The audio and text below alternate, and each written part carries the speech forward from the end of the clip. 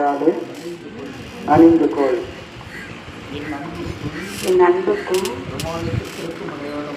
பிரமாணிக்கத்திற்கும் அடையாளமாக இந்த திருமாங்கல்யத்தை தந்தை, மகன், தூய ஆவியாரின் பெயராலே அணிந்து கொள்கிறேன்.